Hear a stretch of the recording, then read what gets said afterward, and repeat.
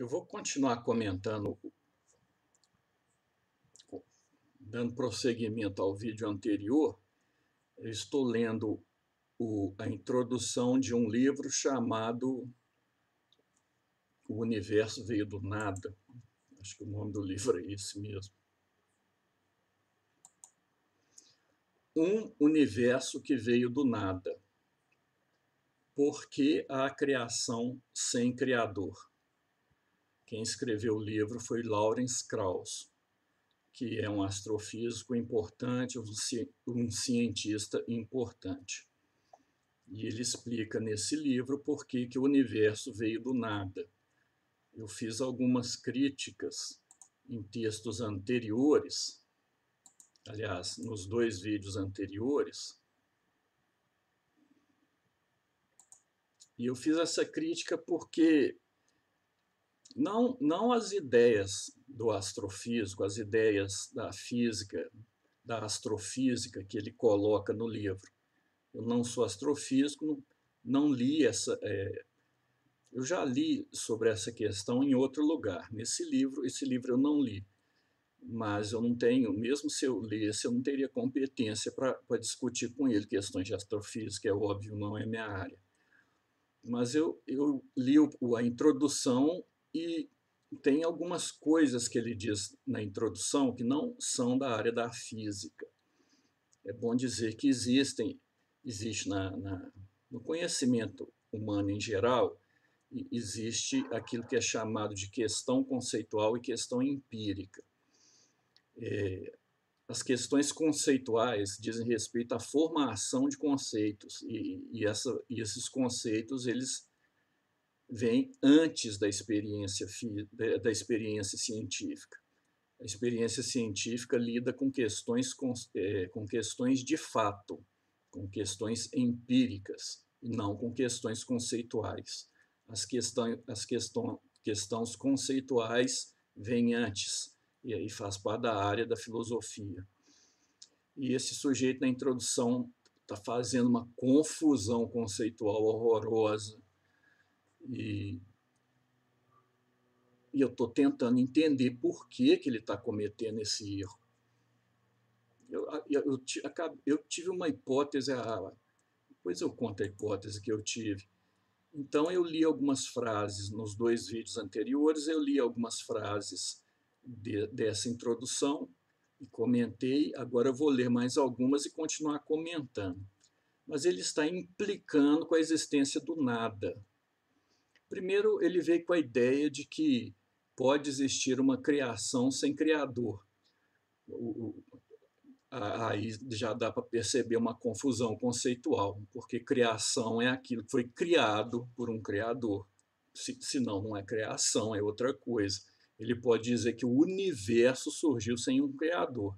Aí é outra história, isso aí pode mesmo. O conceito de universo não traz implícito um conceito de criador. Agora, o conceito de criação traz implícito o conceito de um criador. Então, se tem criação, tem criador. Isso é um erro conceitual. Agora, outra frase. Ele está implicando, então, com a palavra nada. O nada, frase dele, o nada, eles insistem. Eles aqui são... Ele está falando de filósofos e teólogos. O nada, eles insistem. Não é nenhuma das coisas que eu discuto. O nada não é nenhuma das coisas que eu discuto. Ô, gente, isso é óbvio. Se é nada, o nada não é uma coisa. Coisa é diferente de nada. Se é uma coisa, já não é nada. Então, se ele está discutindo alguma coisa, aquela coisa que ele está discutindo não tem como ser nada. Então, é óbvio que todas as coisas que ele discute, nenhuma delas é nada. Então, quando filósofos e teólogos dizem a ele que o nada não é nenhuma das coisas que ele discute, os filhos estão cobertos de razão, meu Deus do céu. E ele está implicando com isso. E ele continua, nada é não ser. Para os filósofos, nada é não ser em um sentido vago e mal definido. Bem, é vago e mal definido para a física, mas é muito bem definido para a filosofia. Para a física pode não ser. O que esse cara está querendo, gente, com isso aí? Se é que está querendo alguma coisa. E depois, presta atenção nessa afirmação de um físico renomado, de um gênio da matemática, um gênio da física, um cientista que pertence a uma das universidades mais importantes no mundo na pesquisa da astrofísica. Presta atenção nessa frase. Claramente, o nada é tão físico quanto o algo.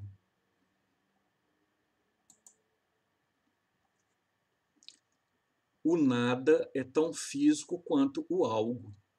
Se o nada é físico, então ele é algo, né? Como assim o nada é tão físico quanto algo? Se é físico, então é algo. Não é nada, não. Ele só está mudando o significado da palavra nada. Agora, para que ele está fazendo isso? Isso é como se eu falasse assim, o fogo é gelado. E uma pessoa implica comigo e fala, não, o fogo não é gelado, não, o fogo é quente.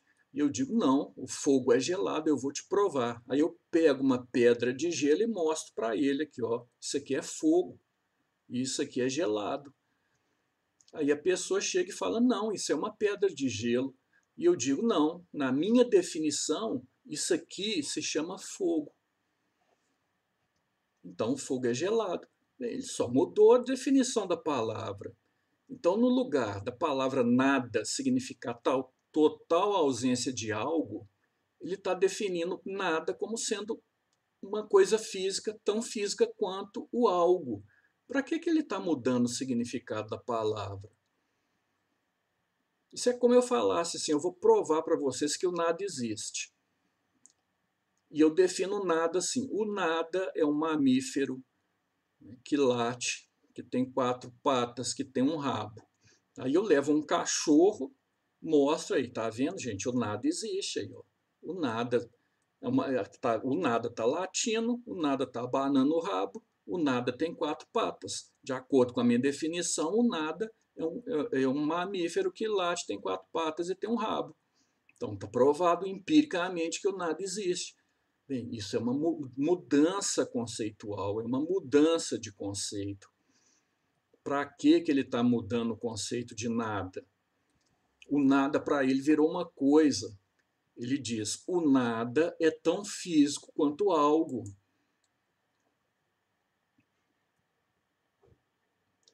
E aí ele acrescenta, e sem a ciência qualquer definição são apenas palavras, de forma alguma, a definição é pré-científica. A definição dos termos começa antes da ciência. É como disse o Wittgenstein, a definição conceitual é como arrumar, você tem um jogo de xadrez. Você arruma as peças do jogo de xadrez, arruma o tabuleiro para começar a jogar. Depois começa o jogo. A definição conceitual é como arrumar um jogo de xadrez. Você arruma as peças em primeiro lugar. Depois começa a ciência. Depois começa o jogo. O jogo de xadrez é a prática da ciência. Arrumar as peças são as definições conceituais, que não são científicas. Isso é uma atividade pré-científica. Então, quando ele diz que sem a ciência as definições são apenas, sem a ciência qualquer definição são apenas palavras, é o contrário. Só com a ciência os conceitos não valem nada. Tanto é assim que ele deixou a definição conceitual de lado e está definindo nada como sendo algo. Pura confusão conceitual.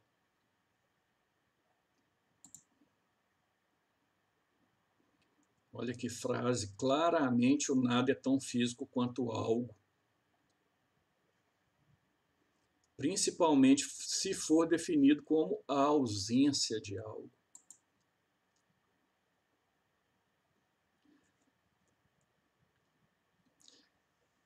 Outra frase dele: no entanto, os resultados dos últimos 100 anos nos ensinam que o espaço vazio, na verdade, está longe do nada inviolável. O espaço vazio é o nada da ciência. Bem, se é espaço, então é algo.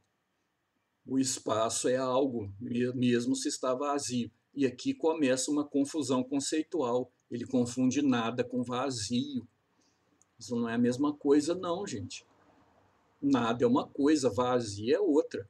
Então, se você fala o espaço vazio é um nada, mas como assim um nada? Se é espaço, é alguma coisa. Como que não percebe isso? Agora, críticos religiosos me dizem que não posso me referir ao espaço vazio como o nada. É claro que não. Se é espaço vazio, então é algo. Não pode se referir como nada mesmo, não. Será que ele mudou de ideia? Esse livro é de 2012, né? Talvez ele tenha percebido o erro dele, pelo menos, eu estou falando, não, do restante do livro eu não li, mas no prefácio, essa pirraça dele com o termo nada é, é muito estranha, é muito esquisita. Eu acho que é inaptidão filosófica em grau 1000. Também o cara é físico, né? Não tem problema nenhum, o sujeito é físico, é matemático, então se ele é inapto do ponto de vista filosófico, não tem problema nenhum. Mas se ele não conhece filosofia, para que ele quer discutir filosofia? E por que ele quer ter mais razão do que os filósofos? Eu desconfio por quê. Eu desconfio, depois eu falo por quê.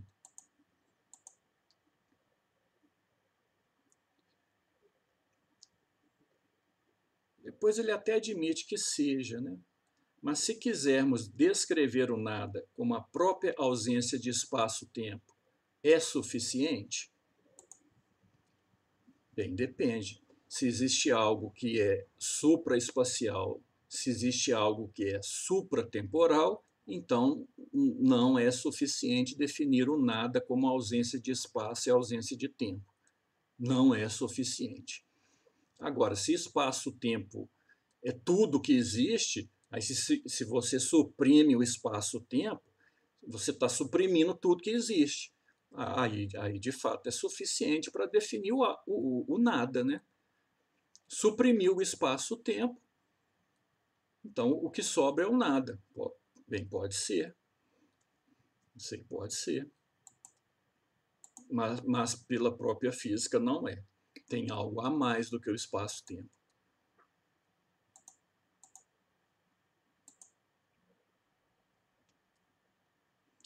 E agora ele vem com uma questão. Vou ler a frase dele.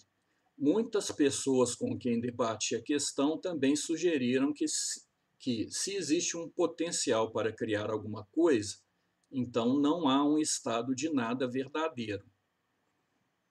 E, claro, o fato de haver leis da natureza que forneçam tal potencial nos distancia do verdadeiro reino do nada. Essa é uma questão filosófica que é interessante. Se você pega o universo existe, se você suprime todo o universo, alguém pode dizer, mas existia a possibilidade de existir um universo. Existe a possibilidade de existir um universo? Não existe, tanto que o universo existe. Então, mesmo se o universo deixar de existir, a possibilidade de existir o universo continua existindo. E se existe possibilidade, não existe o nada, porque possibilidade é algo. A possibilidade de existir alguma coisa é algo, não é o nada. Então, mesmo suprimindo o espaço-tempo, é possível que o espaço-tempo exista. Se é, tanto é que existe. Se é possível, então existe a possibilidade de existir espaço-tempo. E se existe a possibilidade, então algo existe. O que é óbvio.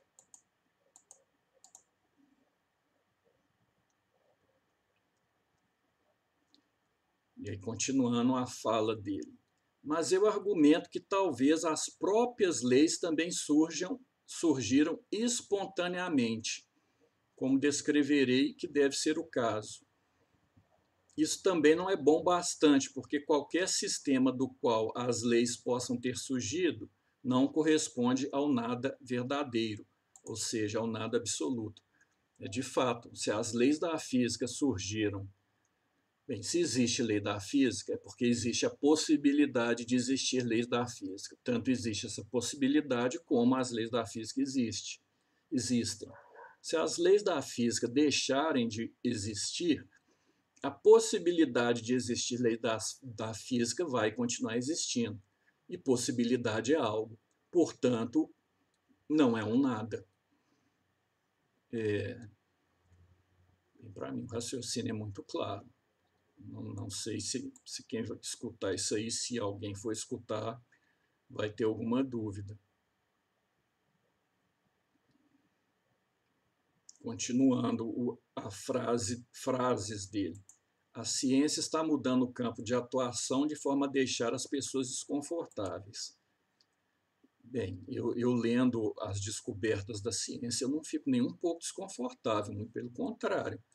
Ainda mais da astrofísica, que eu acho uma área fascinante. Quando eu vou lendo as descobertas da astrofísica, eu fico até feliz, eu acho aquilo muito bonito, muito interessante. As descobertas da ciência, da arqueologia também, eu acho muito interessante. Então, a ciência mudar, bem, não me traz desconforto nenhum, não sei quem fica desconfortável com isso. Agora, um sujeito fazer confusão conceitual e achar que isso é a coisa mais bonita do mundo, não é que me causa desconforto, mas me causa, assim, uma surpresa, né? Por que que isso acontece? Continuando uma frase dele. Obviamente, invocar Deus para evitar perguntas difíceis, começando por como, é apenas preguiça intelectual. Ele está certíssimo. Invocar Deus para evitar perguntas difíceis é preguiça intelectual. Mas ignorar a filosofia também é preguiça intelectual. Não querer estudar filosofia para entendê-la é preguiça intelectual. Se alguém quer mostrar que a teologia não vale nada e não quer estudá-la, também é preguiça intelectual. Ou seja, esse cara tem preguiça intelectual para a filosofia, para a física não. Para matemática e física ele não tem preguiça, mas para a filosofia ele é preguiçoso. Ele é um intelectual preguiçoso para entender filosofia, está na cara. E aí ele vem com uma frase que, presta atenção na frase, se não houvesse, afinal, se não houvesse potencial de criação, Deus não poderia ter criado nada. Se não houvesse potencial de criação, Deus não poderia ter criado nada. Deve ser por isso que Deus é chamado de onipotente, ou seja, aquele que domina todas as potencialidades. Deve ser por isso, né? O cara fala uma besteira desse tamanho e nem percebe.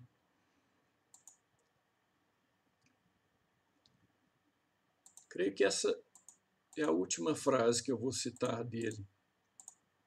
No que diz respeito a entender como o nosso universo evolui, a religião e a teologia têm sido, no mínimo, irrelevante. Elas costumam distorcer, concentrando-se nas questões sobre o nada. Por exemplo, sem fornecer uma definição baseada em evidências empíricas. Agora o sujeito quer uma definição do nada baseada em evidência empírica.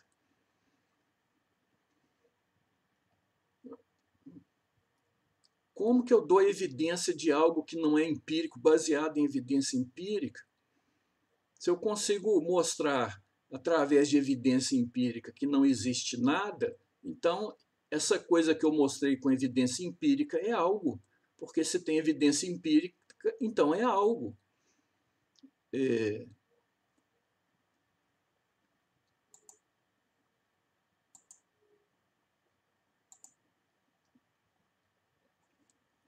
Agora, por que que isso acontece? Eu estava pensando, existe um conceito na psicologia, uma experiência chamada efeito...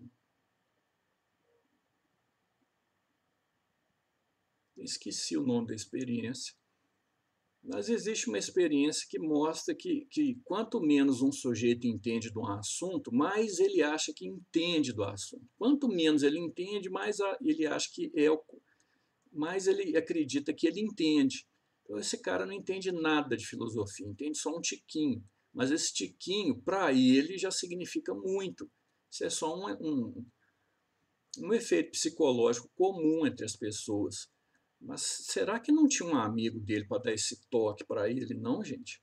Será que na universidade inteira não teve ninguém que revisou esse... Muita gente revisou esse livro, mas não teve ninguém para falar com ele. Você não entende desse assunto aqui, não. Você está achando que entende, mas não entende.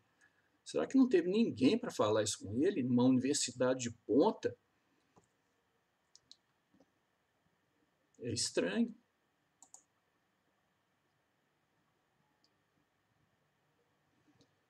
E aí ele vem com uma frase, isso aí eu nem vou comentar, você merece comentário não. Mas agora, eu lendo um pouco mais sobre... Lendo um pouco mais sobre a vida dele, o que eu percebi é que ele está engajado num movimento cético ateu. E aí, para mim, fica um pouco mais compreensível por que ele está implicando tanto com esse assunto. E isso aí mostra que o ateísmo em si não significa isso, não. Mas o ateísmo, em muitos casos, e o ceticismo também, funcionam como uma religião. Como uma religião não, como uma seita, né? E prejudica a inteligência das pessoas. No caso desse cientista, ele quer provar de todo jeito que filosofia não serve para nada, que religião não serve para nada, mesmo sem entender nada do assunto, que teologia não serve para nada, mesmo sem entender nada do assunto. E isso está causando confusão na mente dele, confusão conceitual. Então, tudo aquilo que ele diz sobre matemática e astrofísica pode estar certíssimo, eu até acredito que esteja, mas eu deixo isso para outros astrofísicos e matemáticos avaliarem. Mas quando ele vai fazer um preâmbulo, uma avaliação filosófica para o assunto dele, o assunto que ele está discutindo, no caso desse livro, ele faz confusão. E por que ele faz confusão? É por fanatismo. Não há dúvida, a ciência em si não tem nada a ver com a religião. Ciência e religião não são nem compatíveis nem incompatíveis, são áreas diferentes. Teologia e ciência são áreas diferentes. Isso é como falar macarronada e física quântica. São duas coisas diferentes, elas não são nem compatíveis nem incompatíveis, são apenas áreas diferentes. Mas então a pessoa pode ser cientista e ateu, pode ser cientista religioso, pode colocar a ciência do lado da teologia, não tem incompatibilidade. E nem compatibilidade, são apenas coisas, são áreas diferentes, né? Elas se tocam em vários pontos, mas são áreas diferentes.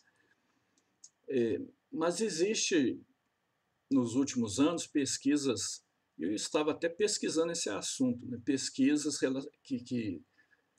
que falam de movimentos substitutivos da religião. E a ciência é, sem dúvida, para muita gente, um movimento substitutivo da religião. A pessoa toma a ciência como sendo uma religião. Mas como não é uma religião bem elaborada, é uma religião implícita, aquilo vira superstição. O cientificismo é uma superstição. As pessoas que aparecem muitas vezes na internet falando que são defensoras da ciência, que são defensoras do ceticismo, são apenas pessoas supersticiosas, que têm concepções da ciência e do ceticismo, concepções totalmente errôneas, e estão engajadas em movimentos cientificistas e movimentos céticos e em movimentos ateus, estão engajadas nesse movimento como quem está engajado em uma seita. acabam ficando fanáticas, prejudicando a própria inteligência e nem percebe que isso está acontecendo. E acha que estão sendo científicas mesmo, o que é falso. Tudo isso que esse sujeito disse no começo desse livro não tem relação nenhuma com a ciência, não tem relação nenhuma com o ateísmo.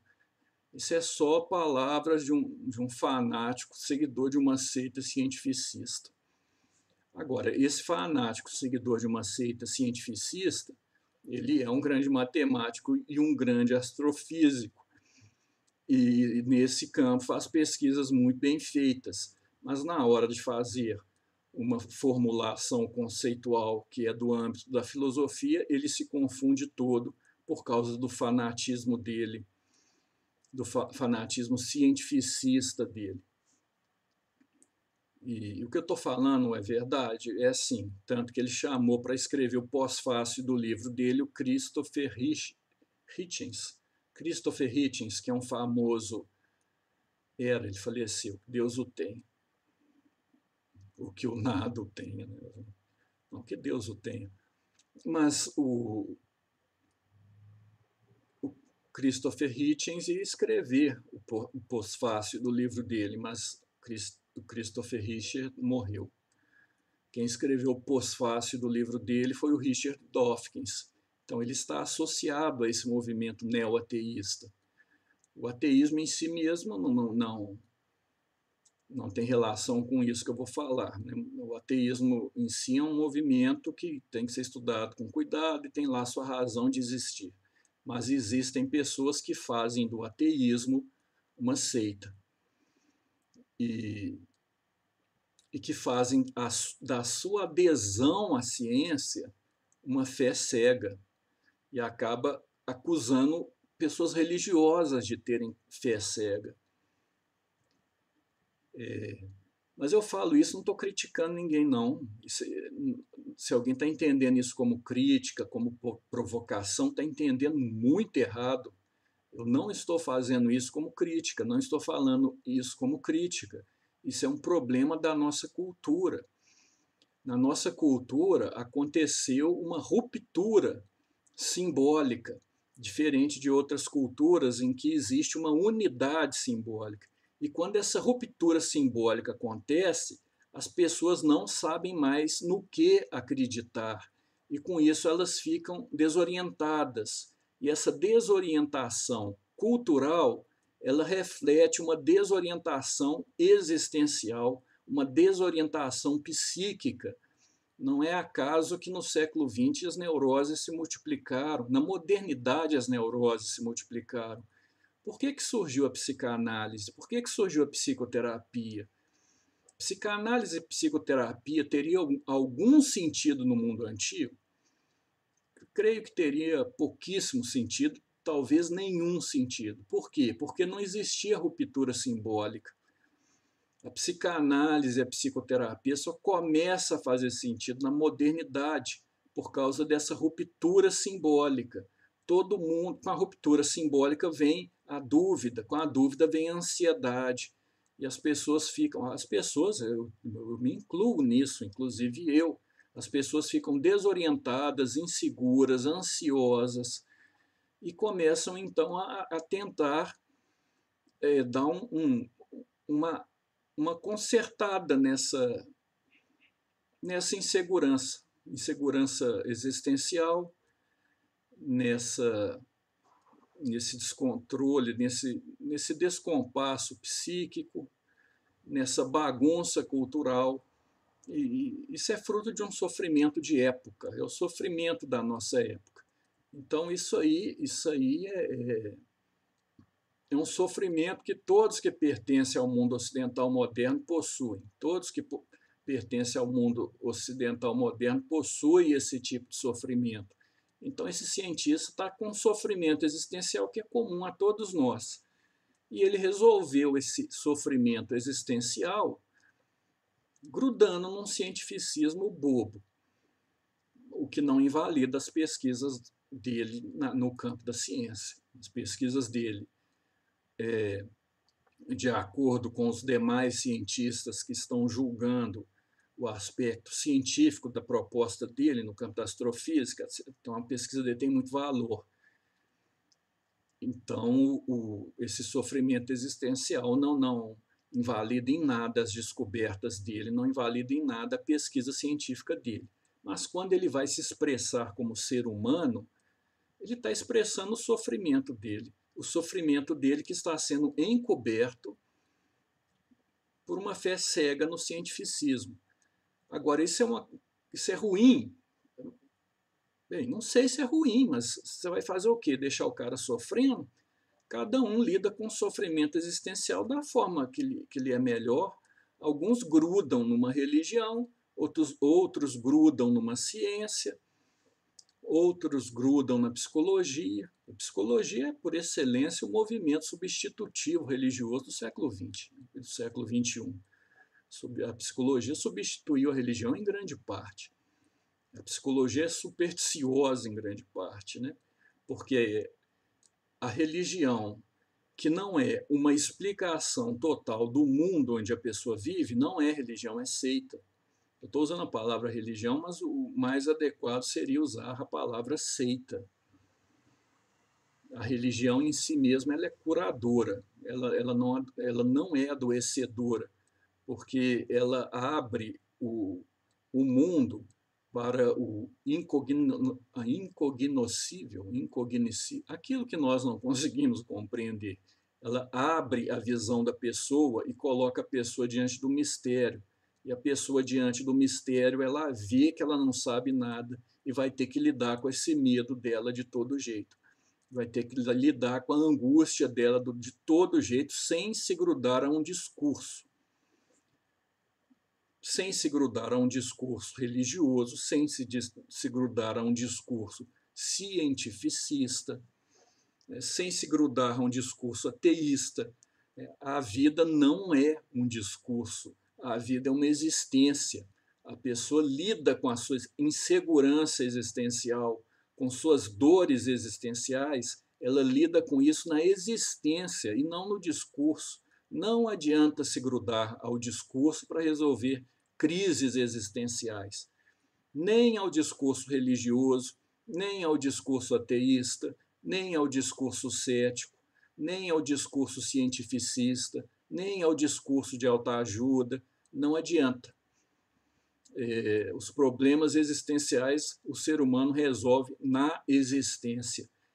E é por isso que eu fico vendo vários ateus na internet insistir em desmascarar a religião no campo da interpretação literal da Bíblia. Ou seja, no campo discursivo. Não, é besteira, é bobagem. Agora, muitos religiosos também, e isso também é muito comum na nossa época, a religião está virando um discurso amenizador do sofrimento existencial humano. Isso é bom ou é ruim? Bem, não dá para falar se é bom ou ruim, porque você vai fazer o quê? Vai deixar a pessoa sofrendo? Se o discurso religioso, na verdade o discurso pseudo-religioso, é um discurso religioso. Se a pessoa está pegando aquele discurso para amenizar o sofrimento existencial dela, você vai falar que isso é ruim? Você vai tirar esse discurso dela para ficar sofrendo? Não.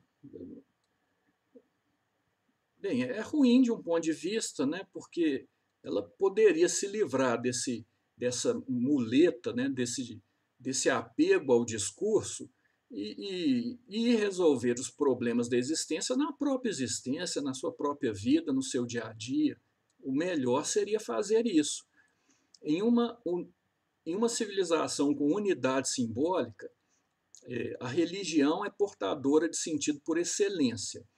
Numa sociedade com unidade simbólica, a unidade simbólica é a religião. A pessoa entra na existência com um guiamento simbólico dado pela religião e isso ajuda ela a resolver os seus problemas existenciais. Então, mas isso numa sociedade com unidade simbólica. A nossa sociedade não tem unidade simbólica. A nossa sociedade é fragmentada.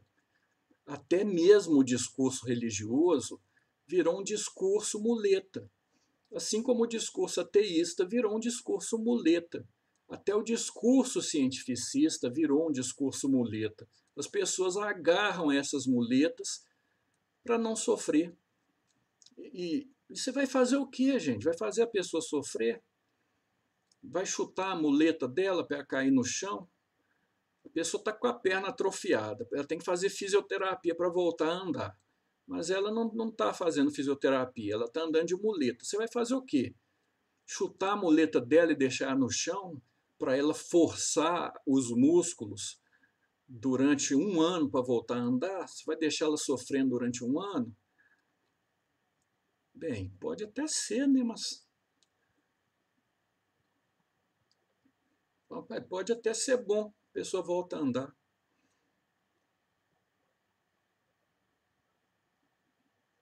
Eu não sei se é bom, não. Então, assim, deixa esse cientista lá, né, quietinho, ele está fazendo avanços importantes na, na ciência, bem, deixa ele lá com a muletinha cética dele, com a muletinha ateia dele, pelo menos ele não sofre muito, né? Sofre. Porque grudar numa muleta, grudar num discurso não resolve os problemas da existência. Então, os problemas da existência continuam ali. Os sujeitos têm apenas um amparo, então não resolve o problema. Isso é só uma muleta mesmo. Mas fazer o quê? A nossa sociedade está desprovida de uma unidade simbólica para ajudar a pessoa, então a pessoa tem que fazer aquilo que o Jung disse, ela vai ter que inventar uma religião própria. Isso aí é peso demais para o indivíduo, gente. A religião, ela é uma construtora de sociedades, mas um sujeito criar uma religião é criar uma sociedade. Jesus criou uma sociedade, Buda criou uma sociedade, Maomé criou uma sociedade, Moisés criou uma sociedade. Isso não é para qualquer um, não. O resto da humanidade não consegue fazer isso, não. O resto da comunidade, o resto dos seres humanos, estou falando de eu também, né, o máximo que a gente faz é andar no caminho aberto por outras pessoas que, com muito custo, construíram uma religião, ou seja, construíram uma sociedade inteira. Nós andamos numa sociedade cristã que foi aberta por Cristo e complementado por cristãos, por santos, por grandes santos. Agora, chega na modernidade.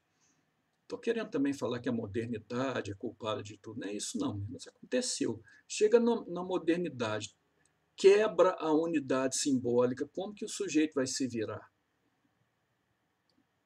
Bem,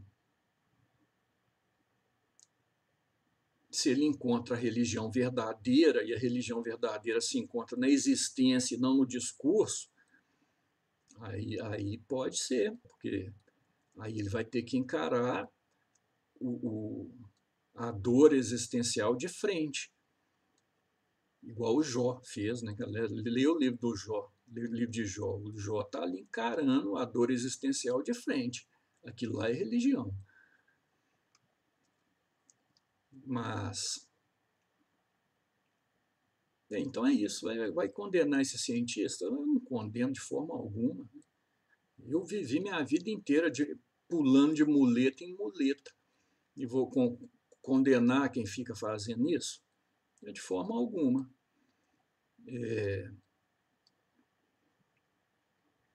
Mas encarar Deus tá no livro de Jó o que significa encarar Deus. Vai lá e lê.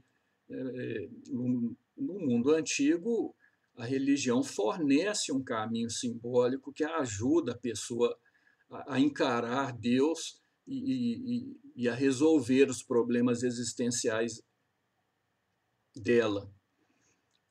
Se hoje uma pessoa confia em uma religião e segue essa religião, ela tem esse caminho traçado, mas aí a pessoa vai viver isso na existência, não no discurso. É por isso que